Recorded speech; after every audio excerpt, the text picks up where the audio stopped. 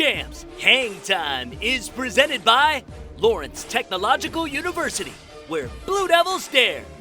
Also brought to you in part by Hungry Howie's, famous for flavor. The Michigan High School Athletic Association, promoting the value and values of educational athletics.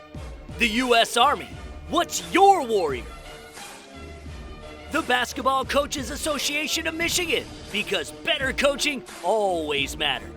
And the Detroit Medical Center. Do you have a sports injury, or are you just looking to take your game to the next level? Go where the pros go.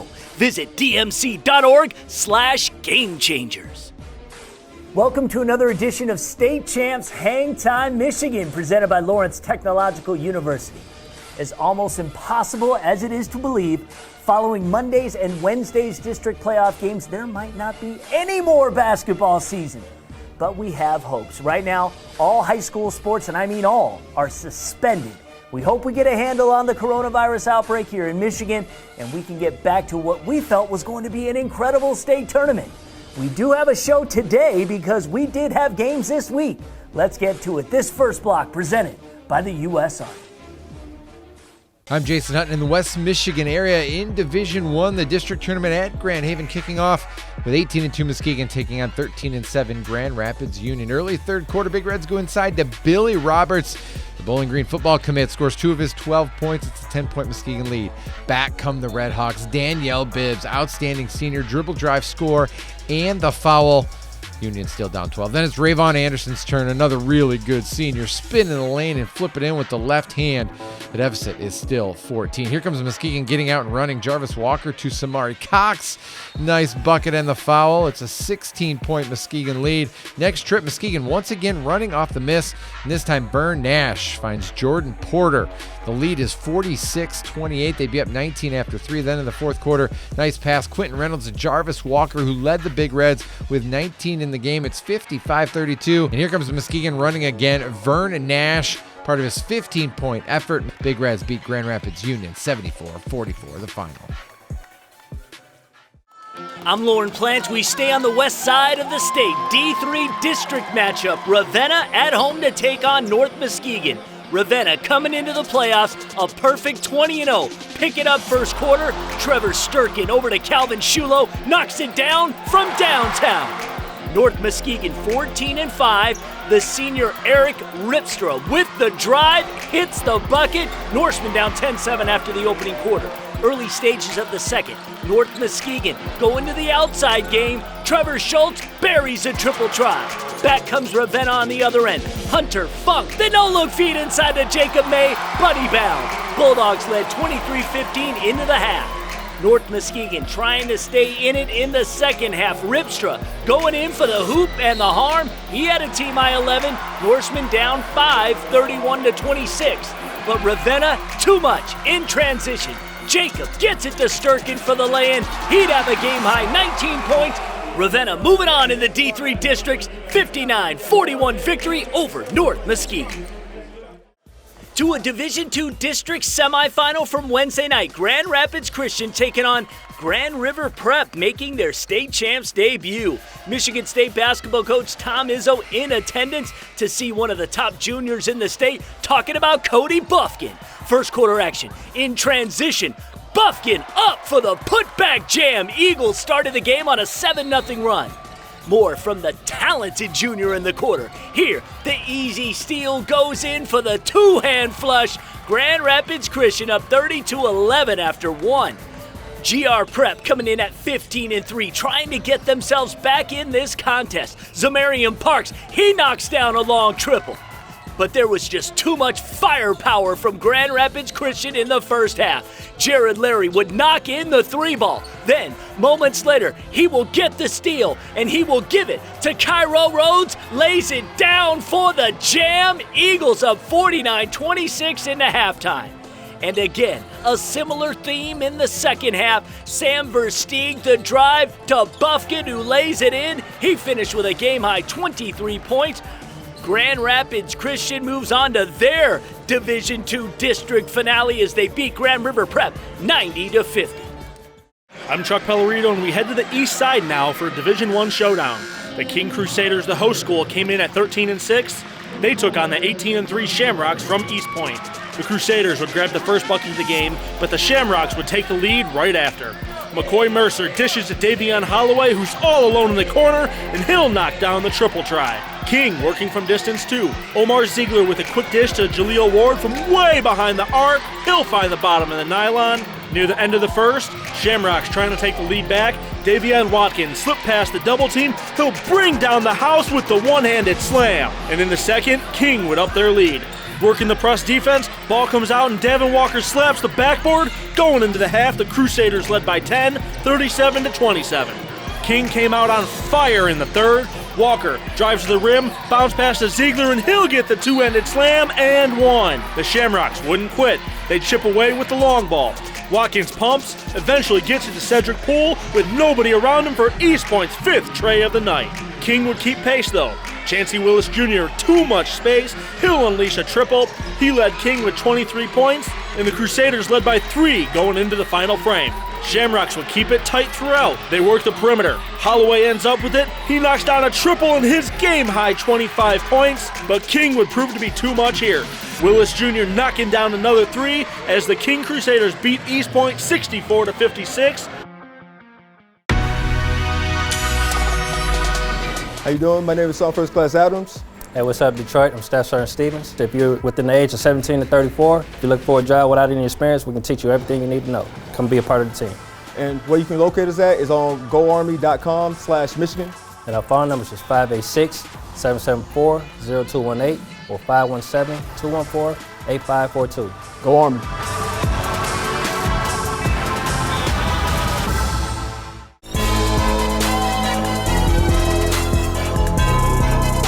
Hi, I'm Laura Ramos from DMC Physical Therapy and Sports Medicine, and today on Game Changers, we're going to be talking about concussion. Did you know that people that had a concussion are more likely to have an ankle or knee injury after that concussion, and actually up to 2 years after your concussion? So here's a vestibular test that you should have before you return to sport. Start by standing with your feet together, eyes are open. Maintain this position for 20 seconds. If you're able to do that, then close your eyes. Maintain this stable position for 20 seconds. Next, open your eyes and stand on 2 foam pads. With eyes open, see if you can hold steady for 20 seconds. If you can, then go eyes closed. 20-second hold, nice and stable. If you can do that, then go to head movements. Eyes open, side to side, forward, backward, and twist, rotate quickly, and then stop. And does she maintain this position and not stagger? Now go eyes closed. Quick head movements, side to side, up and down, twist back and forth, stop, and maintain that position. So if you've had a concussion, come to the DMC to have a vestibular test done to see if you're ready to return to sport. Do you have a sports injury, or are you just looking to take your game to the next level? Then go where the pros go. DMC Physical Therapy and Sports Medicine. For immediate care, call 313-910-9328 or visit dmc.org/gamechangers. Don't forget, you can check out Hockey Times. Every week, we are going to be talking about what's going on in the great state of Michigan at the high school level. So much good hockey being played, and we're going to do our best to cover it from all vantage points in the great state of Michigan. New episodes drop every Wednesday right around 3 o'clock. Hey guys, welcome to another episode of Fast Break here on State Champs Hangtime Michigan. Dan Young, the Executive Director of BCAM, here with me. And just like all of you, we too are trying to figure out what may happen should this virus outbreak continue to flourish. And I know in Ohio, Dan, that there is talk of, hey, we may have to play some of this tournament without fans, as they're doing in some college instances. You've been doing this and been around the game for so long. Have you ever seen anything like this? 3 decades, college in the late 80s and early 90s, and then a high school coach since the mid 90s, and absolutely not. We're hoping that everything's going to be fine, and we're gonna have the games and everything's going to be okay. Yeah, and that's what the MHSAA is saying. As of right now, We are playing all of the state tournament games, both girls and boys, as scheduled. Now, East Lansing is calling off classes as far as, classes that they will attend. Everything is online now for the time being. Could affect what's happening with the boys and girls state finals. We don't want to go there yet, so we're not going to. You've got some really fun stuff planned at the state finals, and this is good information for BCAM members. Absolutely. Every year we do a top shooters competition, super fun. Nominations from all over the state. The top 20 girls and boys will shoot during one of the state final games. We also have our annual MHSAA BCAM hospitality room at the boys finals on March 28th, and that is for all BCAM members as well as MHSAA officials. It's a good time. Absolutely. And we just want you to know that in the event they're going to play games without fans, well, you can count on State Champs, because we will be there, masks and all, whatever we have to do to get the games that you want to see. So we just want to throw that out there. Dan, thank you for being here, and we'll talk again next week. Miss Basketball will be the discussion.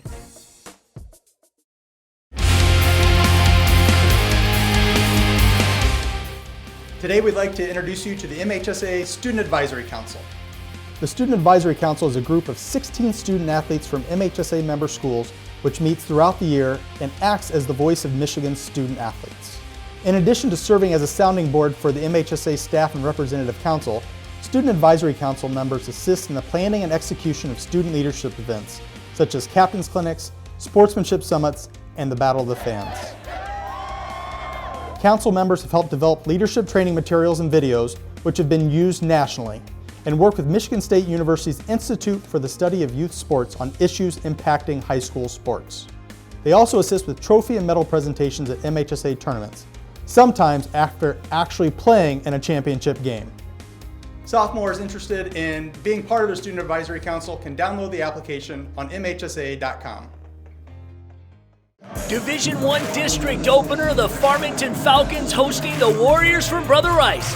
Farmington, winners of the OAA White, coming in 10-10. First quarter, Zion Carroll going to work in the post. Nice pump fake to free himself up for the opening bucket. Brother Rice coming in the top seed in this district. Check out the freshman Xavier Thomas all the way in for the hoop and the honk. Farmington has a big-time D1 recruiting the junior Jaden Akins here, taking it coast to coast for the and one bucket. He had 12 points in the first half. Falcons up 3 after the opening quarter. Warriors going to the outside game in the second. John Brantley coming off the screen, hits the quick 3-ball, but Rice was down 10 into the break. Early portion of the second half, Akins on his game. Double-double, 20 points, 10 rebounds. Here knocking down the fadeaway Jay. But the Warriors weren't going down without a fight. Thomas gives it up to the cutting Zach Maynard. He lays it in. They're within 4 in the fourth quarter. Farmington getting it done. Carroll battles down low once again. The contested bucket is in. Farmington moving on in the Division I districts, 54-47 victory. I'm Greg Molson in Williamston, where we had a matchup of the CAAC Red Co-Champs. The Williamston Hornets opening up the districts on their home court, taking on the Quakers of Lansing Eastern for the third time this season. The two league rivals had split their 2 regular season meetings. It's the Quakers building an early lead, Terry McCord scoring in the lane. Then it's Jalen Bowles finding Tavion Harden on the run. Eastern led it 17-10. But the Hornets closed the first half with a 5-0 run. Spencer Feig gets it to Jacob Wallace for the basket, plus the foul. Williamston cuts the Eastern lead to just 2 at halftime. The Quakers staying on top in the third. Jalen Bowles driving through the defense for 2. The Hornets answer with a 3, though. Sam Shakura setting up Spencer Feig for the corner triple. They were all tied up going into the final quarter. They'd go back and forth in the fourth. Mason Docks driving for the basket and 1. That gives the Hornets the lead. But at the other end, Tavon Connor Akins puts the Quakers right back on top. With just under 2 minutes to play, Williamston goes inside to Jacob Wallace for 2 of his 14 points. and that put the Hornets on top to stay as they put it away, hitting 9 straight free throws, led by Dox, who scored 16 points. Williamston wins the district opener 44-33, making it 2 out of 3 over Lansing Eastern. Will to win. Down the stretch, we made winning plays. That was honestly the worst offensive first half we ever had. And in the locker room, everyone was calm. We knew that what we had to do, and just come out and punch them in the mouth, and that's what we did. We called the time one of the timeouts where I just said, guys, it's time. It's do or die here. So we need to make winning plays both ends of the floor. And we've had some games where the guys have been unbelievably clutch, and they were today. So I was very proud of that. I'm Ryan Slocum. Division III District Semifinals action at Reese with Hemlock taking on New Lothrop. The Hornets take control in the first. The Grand Valley football commit, Avery Moore, gets his own rebound, takes it to the rack, and one. Final seconds of the quarter now. Nolan Finkbeiner finds Brady Devereaux, who beats the buzzer. New Lothrop still led it 12-10 after one. Then, opening seconds of the second, Jaden Evans finds Devereaux on the alley-oop. The Saginaw Valley football signee had 15 points and 9 boards.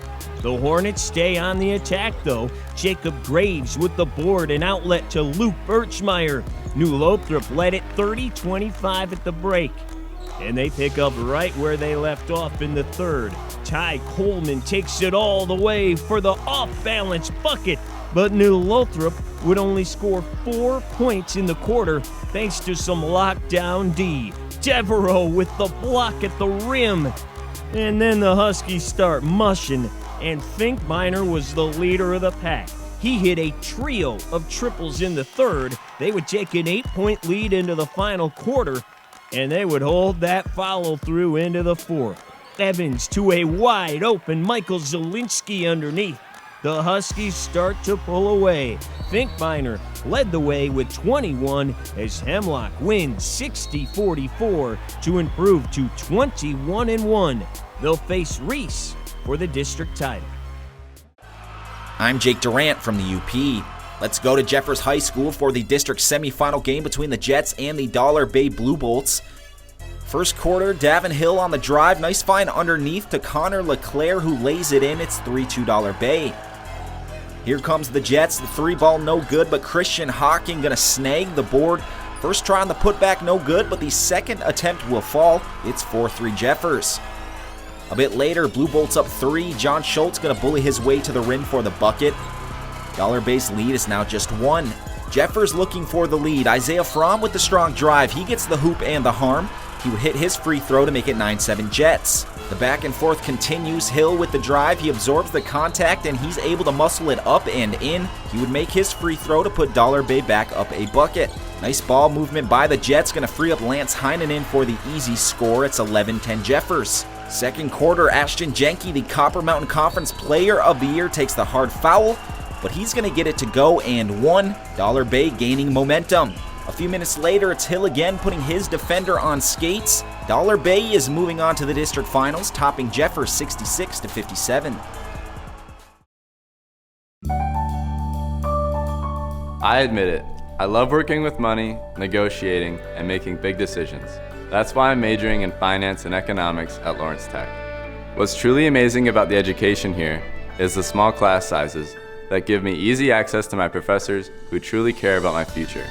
They even helped me get a great internship.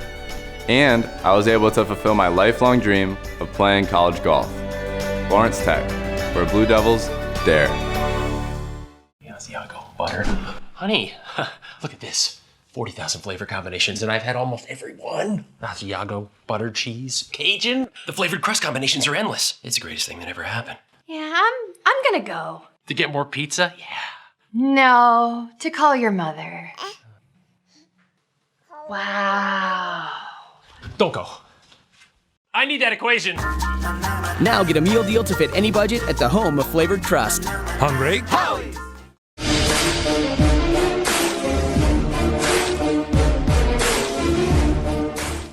All right, ladies and gentlemen, I enjoyed once again by this motley crew. The zombie apocalypse has not begun. This is how these guys look each and every week. So just kidding. TJ Kelly, Scott Bernstein back in the house with us after not being here last week. And guys, a couple things we can go over. We're going to make our predictions as to who we believe are going to be the state champions in boys basketball. Obviously, probably the most surreal week in the history of high school sports here in Michigan. You guys have been around it a long time.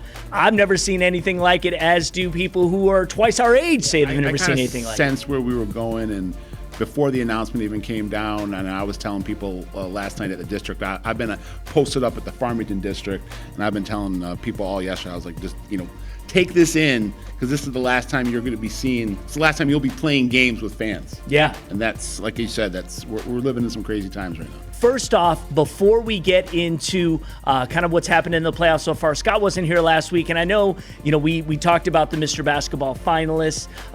Your thoughts on that Final Five. I know it was really hard, but of course somebody's always going to get left out. I just feel like maybe this is overdoing it a little bit, but I think we need to reevaluate the process. I think at the very least, I think there should be some elements of an open ballot, if not, let the BCAMs and whoever's involved in the Free Press make their selections, and then maybe have a slot or two that's open ballot. Yeah. I mean, this was the deepest Mr. Basketball race in my memory.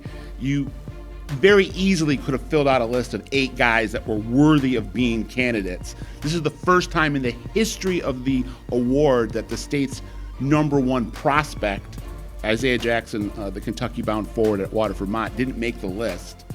And, Isaiah Jackson is 18-0. I mean, his team's 18-2. He missed those first 2 games. He hasn't lost a game. Now, he's not averaging 40 a night, but he's averaging 18 points, 14 rebounds, 6-7 blocks a game. I don't know how you can not put him on the ballot, other than the fact that you're trying to punish him for being at 4 different schools or 3 different schools in 4 different years. And I don't know if that's the type of agenda that we want to get on. Ryan Rollins, in my opinion, should be on the list.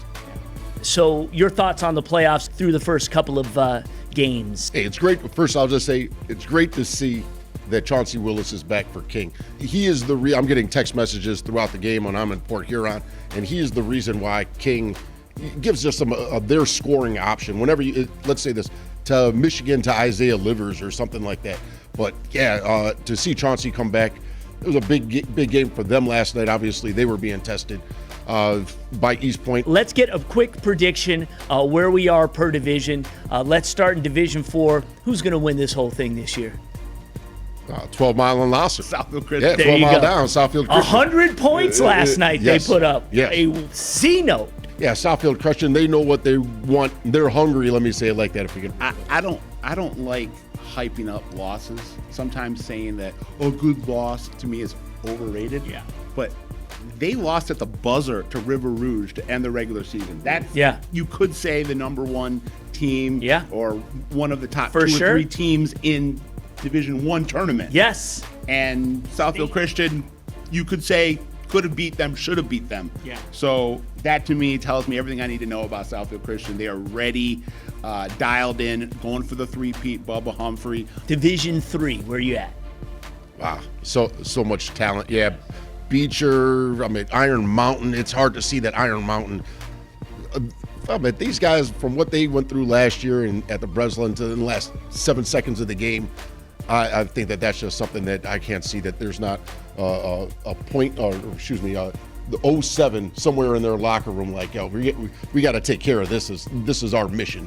But yeah, I think that Beecher will more than likely win in Division 3. Just too many weapons. Their guard play is phenomenal. Flint Beecher with big wins over. You talk about Benton Harbor going out to Southwest St. Mary's and doing that. Orchard Lake St. Mary's. That's unbelievable. And they really turned St. Mary's around. That was they were up most of the game. I think St. Mary's back in January cut it to like 3 or 4 at the end, but Beecher was in control that whole game.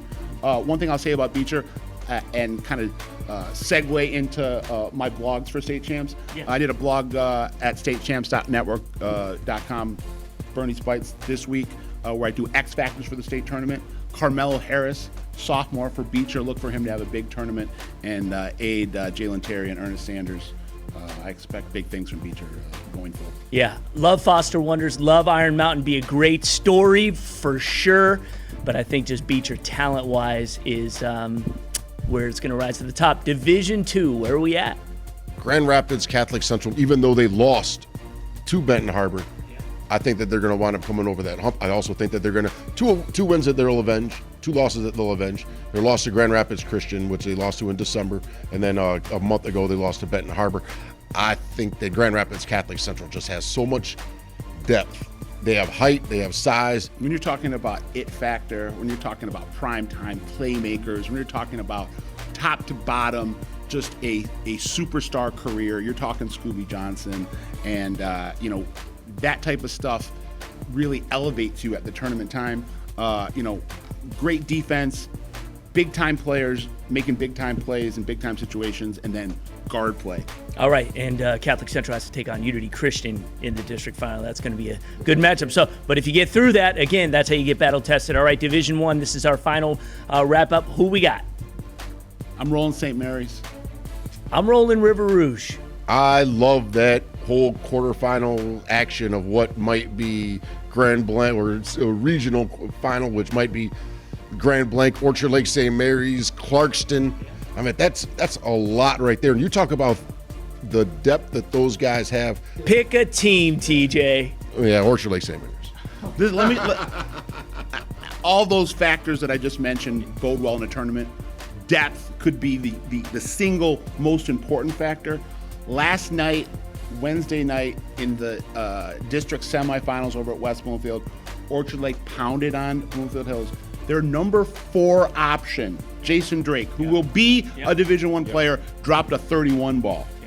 So when your number 4 options going for 31 in a district game, you're doing pretty okay on the depth department. Yep, I'm going Lamonte Stone, River Rouge in Division I.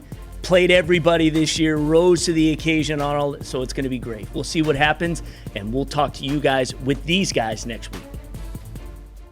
It's time now for the MHSAA Basketball Clip of the Week, and it goes to Davion Watkins from East Point High School. He slips out of the double team and goes in for the big one-handed slam in their game against King, and that's your MHSAA Basketball Clip of the Week. That's our show this week, and although we are all disappointed that there will be no games in the foreseeable future, it's more important to be safe. This too shall pass. More than ever, follow State Champs Michigan on Facebook, Twitter, YouTube, and Instagram. Download the app. We are partners with the MHSAA, and when we get updates as to the conclusion of the winter sports season, we will get them to you right away. That's our promise. Be safe and be well. State Champs Hangtime is presented by Lawrence Technological University, where Blue Devils dare. Also brought to you in part by Hungry Howie's, famous for flavor. The Michigan High School Athletic Association, promoting the value and values of educational athletics. The U.S. Army, what's your warrior? The Basketball Coaches Association of Michigan, because better coaching always matters. And the Detroit Medical Center. Do you have a sports injury, or are you just looking to take your game to the next level? Go where the pros go. Visit dmc.org/gamechangers.